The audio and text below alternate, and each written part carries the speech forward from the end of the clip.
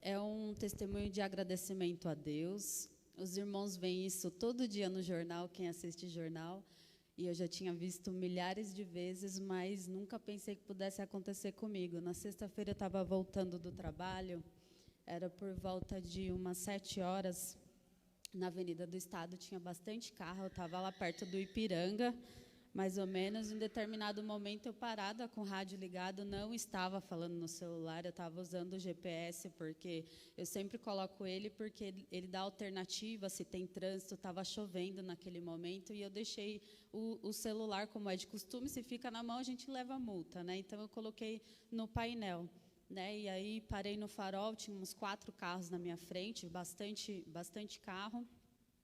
E do nada, irmãos, coisa de segundo, foi um barulho tão grande, tão absurdo, que eu achei que tinha um carro batido no meu carro. E imediatamente eu olhei para o lado, já tinha um moço saindo de dentro do meu carro. Né? Ele estourou o vidro, do jeito que todo mundo já viu no jornal, né? Ele estourou o vidro do carro e ele entrou, pegou o celular, né? E foi indo de costa, e eu pude ver quem que era. E aí a gente vê o milagre de Deus nesse sentido. É uma coisa corriqueira, acontece muito, a gente vê muito no jornal, mas o desfecho, para mim, foi diferente. E eu louvo a Deus por isso. Primeiro, porque não aconteceu nada comigo, embora todo aquele caco de vidro voou tudo, meu colo ficou cheio de vidro e tal. E eu saí do carro porque eu não conseguia andar com o carro, porque minha perna ficou muito trêmula. E na hora que eu saí do carro, passou um moço de moto. E eu não sabia que aquele moço era um policial. Ele me perguntou, você está bem? Eu falei, estou bem. E ele falou, para onde eles foram e como eles estão? Eu falei, tá de moletom, e virou essa esquina. E ele falou, fica aí que eu já volto. E com a moto ele foi embora, aonde os meliantes, né, os rapazes tinham ido. E eu fiquei. E aí a segunda sorte, a mão de Deus, né?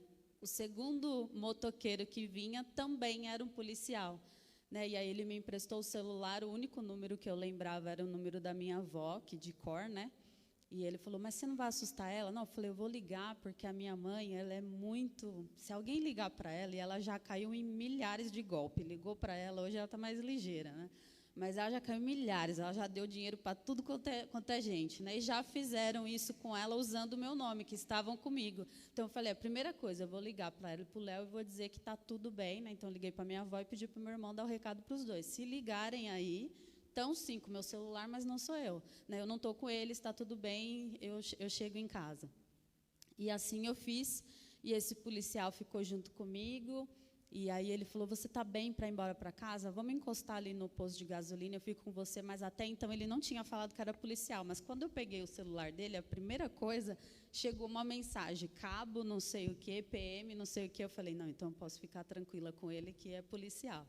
E aí chegou no posto, ele falou, olha, fica tranquila. Ele levantou a blusa dele e falou, eu estou aqui fardada e tal, estou voltando do trabalho. E assim ele ficou comigo até eu ficar mais calma, e eu não estava sabendo o que estava acontecendo com o outro policial, né, que me parou. Aí ele falou, você vai embora para casa? Eu falei, eu não tenho condições de ir. E aí, para completar o mico, eu saí do serviço, e eu falei, para adiantar o meu trabalho, eu pedi para a menina passar uma tinta no meu cabelo. Eu falei, quando eu chegar em casa, eu lavo o meu cabelo, irmãos. Aconteceu isso tudo comigo, eu com a touca na cabeça, a cabeça toda cheia de tinta preta. Aí eu falei, eu não tenho condição de ir embora para casa, primeiro que eu estou nervosa, e segundo que eu tenho que arrancar essa tinta da minha cabeça. Eu vou parar na casa da minha irmã, em São Caetano. Aí ele falou, eu estou indo buscar minha esposa no trabalho, em Santo André, e eu vou te guiar até chegar lá, e aí depois eu vou embora, porque seu vidro está aberto e a gente ainda vai passar um bom trecho da Avenida do Estado. E assim, esse cara fez muito tranquilo, o policial. Ele veio atrás do meu carro, o tempo todo eu parava e ele, não, fica tranquila, né, no farol. E ele me levou, enfim. Quando eu cheguei na casa da minha irmã, a minha irmã me contou que o Léo ligou para o meu celular de chamada de vídeo, e um policial que já estava com o meu celular, atendeu o telefone e falou para ele, não dá para falar de vídeo, você liga normal aqui que eu falo com você.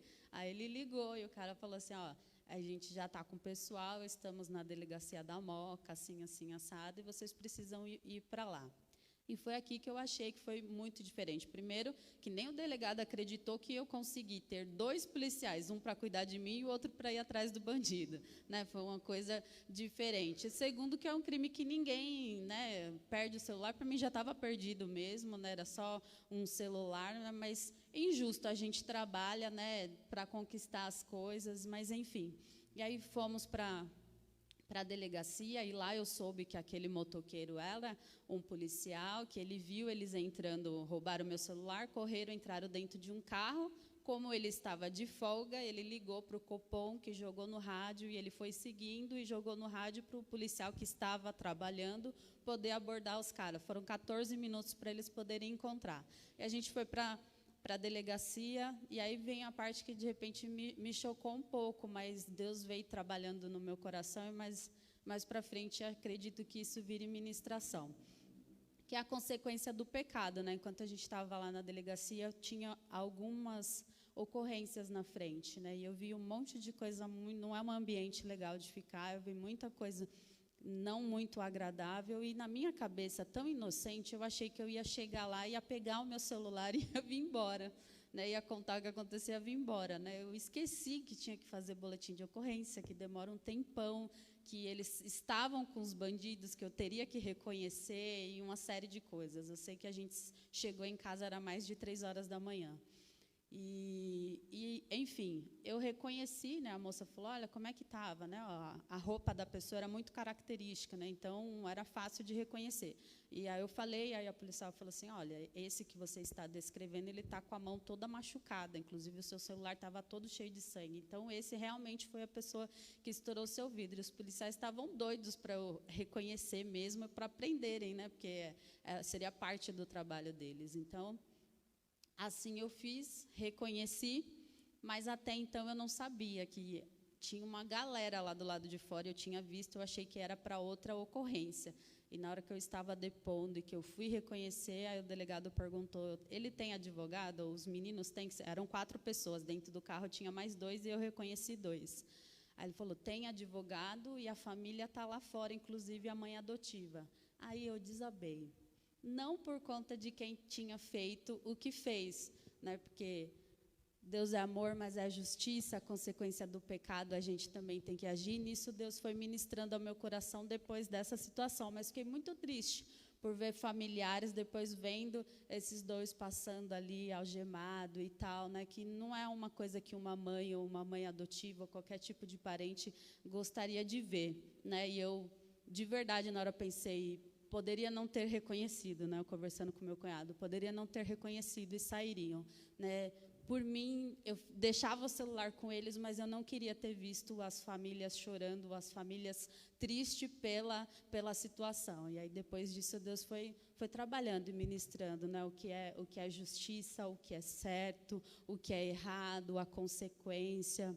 E aí isso fica para uma próxima oportunidade para falar sobre tudo isso que Deus ministrou ao meu coração.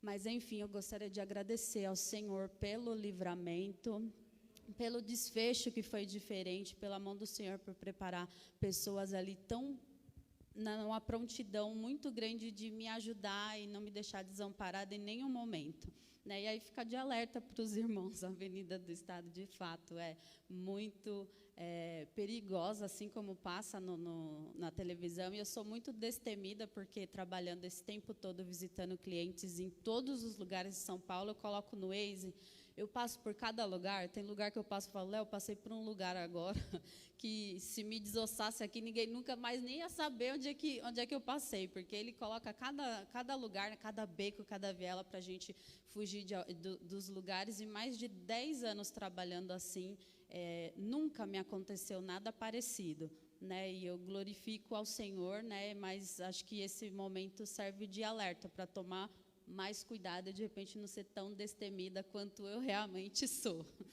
Obrigada pela oportunidade.